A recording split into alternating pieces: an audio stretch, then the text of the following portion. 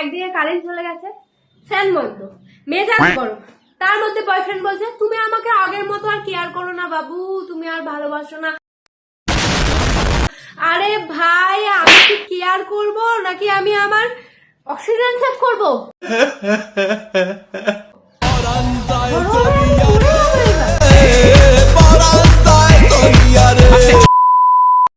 আর সব থেকে করুণ অবস্থা তো প্রেমিক প্রেমিকাদের।